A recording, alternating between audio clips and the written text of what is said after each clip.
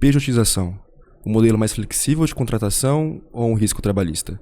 Muitas empresas e profissionais têm apostado cada vez mais nesse tipo de contratação, mas ele é realmente seguro? Como é que ele tem sido visto pelos tribunais e pelo STF? Em continuação à nossa série especial sobre a reforma trabalhista de 2017, hoje vamos nos aprofundar sobre a pejotização, seus desafios, tendências e questões relacionadas. E para essa conversa essencial, contamos novamente com a presença de Sérgio Coelho, advogado associado do PGLaw. Bem-vindo de volta, Sérgio. Obrigado, Pedro. É sempre um prazer estar aqui com vocês, principalmente discutindo esses temas tão atuais, né, do direito do trabalho, tão discutidos e tão polêmicos.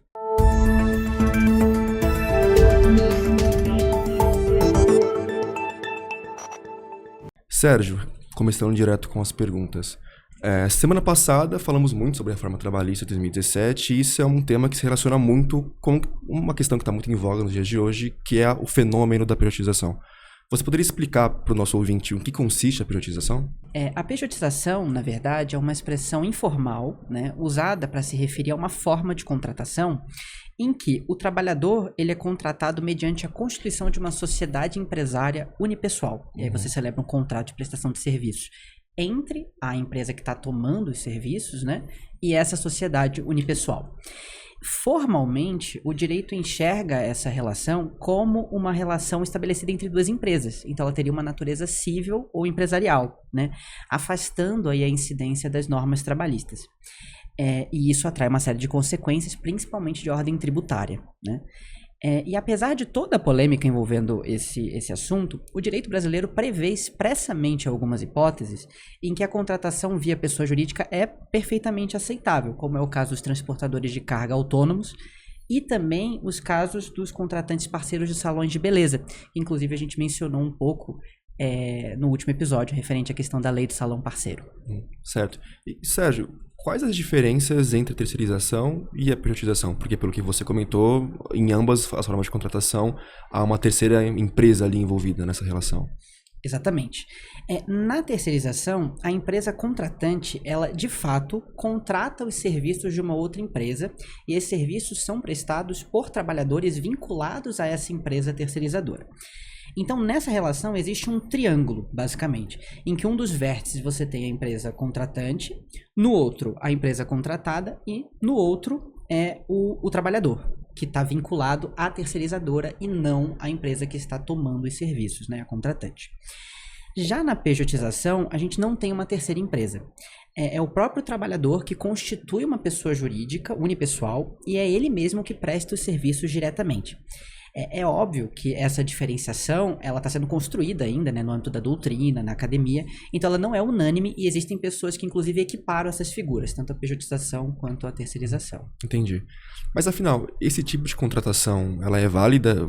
O que a reforma trabalhista de 2017 diz a esse respeito? Certo. Não existe uma resposta pronta para isso, né? Acho que isso vale para quase tudo no direito, né?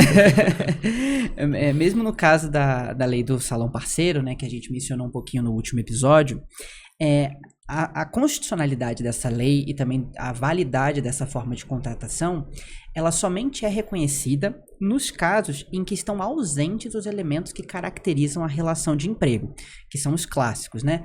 Pessoalidade, onerosidade, subordinação e não eventualidade, né? É a formalidade dos contratos, ou seja, o nome que você dá, se é contrato de emprego, ou se é um contrato de prestação de serviço, isso não desconfigura os fatos, a realidade, né? O que a gente chama no direito do trabalho de primazia da realidade, é um princípio estruturante do direito do trabalho. E caso estejam presentes os elementos que permitam a caracterização da relação de emprego, ela vai ser configurada, pode ser configurada, né, na Justiça do Trabalho, independentemente do que diz o papel, com base justamente nesse princípio da primazia da realidade. E por que esse tema tem sido tão debatido? De novo, essa resposta também não é tão simples assim. O entendimento do STF, voltando um pouco, né, à posição do tribunal a respeito desse tema, né, é de que os profissionais com alto grau de instrução, que tenham formação, uma qualificação técnica maior, teriam uma capacidade maior de negociar os termos dos contratos e muitas vezes optam pela contratação via pessoa jurídica, justamente porque isso permite que eles ganhem mais, né? Além de, obviamente, também reduzir custos, né, para o contratante. E caso haja, né, na análise ali dos fatos, elementos que indiquem que a forma de contratação de fato foi consensual, foi uma escolha das partes, e que o trabalhador não foi forçado a constituir uma pessoa jurídica para isso, a assinar um contrato dessa natureza, aí sim entende-se que o contrato é válido. É importante que haja ali um encontro, né, entre a realidade e o contrato. Caso isso não se verifique, aí existe uma possibilidade de anulação. Mas, além disso, também tem algumas outras questões relevantes. Recentemente, o próprio ministro Alexandre de Moraes fez uma fala no pleno do STF, que acabou viralizando, né, mencionando o fato de que muitas pessoas são contratadas. Salvo engano, era um caso que dizia respeito a transportadores de carga, né? A pessoa é contratada como PJ, recebe como PJ, recebe mais, né, via de regra. E aí, posteriormente, quando essa relação acaba, entra com uma reclamação trabalhista, ganha e não recolhe, eventualmente, os tributos que seriam incidentes, né, com relação ao contrato. E aí ele menciona que isso é um pouco contraditório, né, porque você quer os bônus e não quer os ônus dessa relação, né. Inclusive menciona a necessidade da União ficar um pouco mais atenta para, eventualmente, realizar a cobrança, né, desses tributos. Então é um tema que está sendo bastante objeto de debate na STF, ultimamente. Mas então, quais os principais riscos desse modelo de contratação?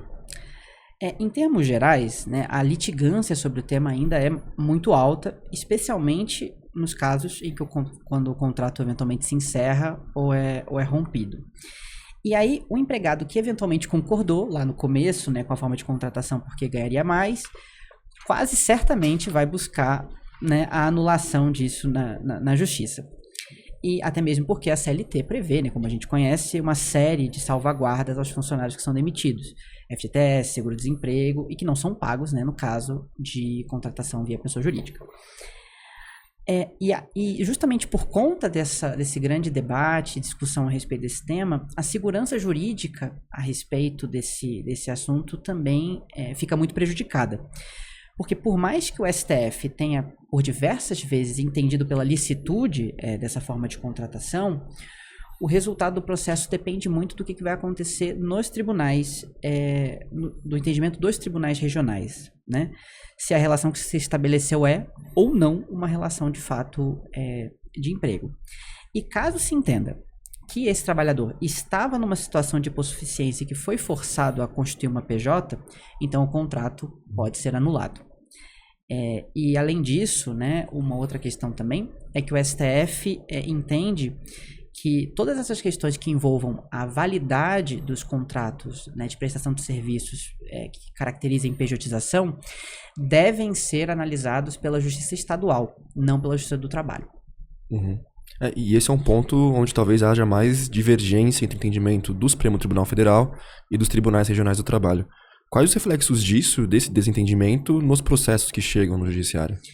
O impacto ele é expressivo e fica muito nítido nos números, né? Foi feito um levantamento recentemente pelo portal J, publicado nas últimas semanas, né? Em que o número de reclamações constitucionais na área trabalhista aumentou 65% em 2024, em comparação com o ano anterior. E a maioria dessas reclamações foram movidas justamente por advogados de empresas contratantes, né, de pessoas via pessoa jurídica, e que defendiam a licitude das terceirizações e da forma de contratação, né? De um modo geral, o STF tem entendido a favor, né, tem deferido essas reclamações, né, reconhecendo a licitude dessa forma de contratação, né? Já os tribunais regionais do trabalho, por outro lado, por terem talvez um contato maior com as provas que são produzidas no curso do processo e podem entender no detalhe de cada caso, né, se há ou não uma relação de emprego mascarada, né, acabam se distanciando um pouco do entendimento do STF e reconhecendo que a pejotização muitas vezes é ilícita, né? Na prática mesmo, o que nós temos hoje é um embate decisório entre os tribunais regionais e o STF, gerando um ambiente de bastante insegurança jurídica. E qual o principal resultado desse embate decisório entre essas cortes? Então, é justamente isso, né? A insegurança jurídica e a desconfiança, né, com relação às decisões tomadas pelo Poder Judiciário, né? É possível que essas decisões dos tribunais acabem sendo anuladas pelo STF, mas todo esse processo é muito demorado, né, e representa um custo de litigância alto que acaba aumentando os custos das empresas, com advogado, etc. E aí esses custos, né, tanto com representação jurídica nos tribunais, acabam internalizando as operações das empresas, e é bastante comum que se tenha o interesse de celebrar um acordo ali para encerrar o processo e evitar que isso se prolongue muito mais.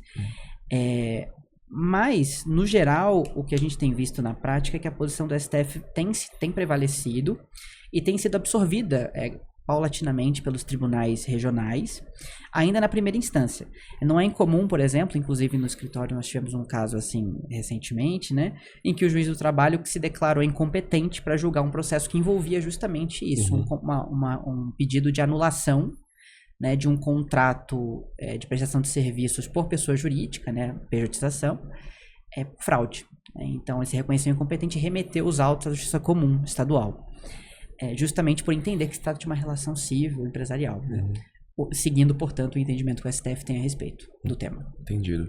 E, Sérgio, agora para finalizarmos o episódio, tomando tudo que foi conversado até aqui em consideração, quais recomendações você daria para as empresas que fazem esse tipo de contratação e se é possível, de alguma forma, tornar essa relação um pouco mais estável, um pouco mais previsível? Totalmente. O principal ponto, né, a meu ver, é garantir que, de fato, a contratação como pessoa jurídica seja interessante para ambas as partes, né? E que elas, de fato, participem do processo de negociação. De fato, que o contrato corresponda à realidade do que ocorreu, né? Uma vez que se constate, né, e que se tenha a comprovação, né, de que esse interesse, de que houve o interesse, né, do contratado por essa forma de contratação como pessoa jurídica, um eventual pedido de reconhecimento de vínculo trabalhista já fica um pouco mais dificultado, né? E também é importante, né, no caso para a empresa, né, afastar da relação o máximo possível de elementos que possam eventualmente configurar uma relação de emprego. Por exemplo, a flexibilização com relação aos horários de trabalho, né, poder entrar mais cedo, sair mais tarde, sem ter que prestar contas a um superior hierárquico. A ausência de um superior imediato que dê ordens, que faça ali uma gestão próxima da forma de prestação de serviços, né?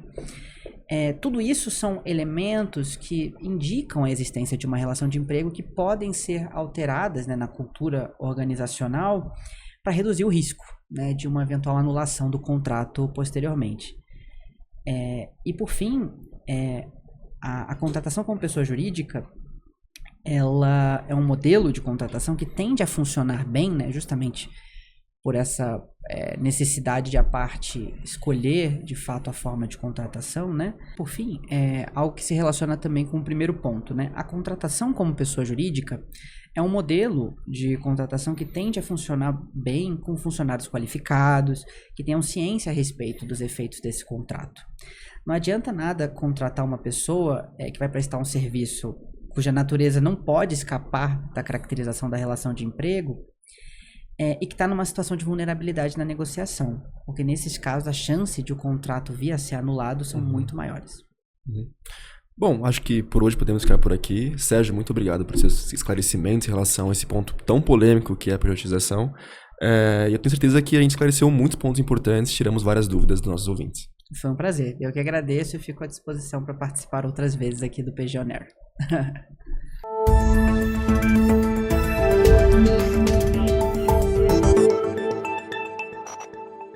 E muito obrigado a todos por nos acompanharem em mais um episódio do PG On Air. Se você aí de casa quiser ficar por dentro das novidades do mundo do direito, não se esqueça de se inscrever no nosso canal e de nos seguir nas redes sociais. Tem alguma dúvida ou sugestão? Deixa aqui embaixo que a gente responde o mais rápido possível. Muito obrigado a todos e semana que vem tem mais.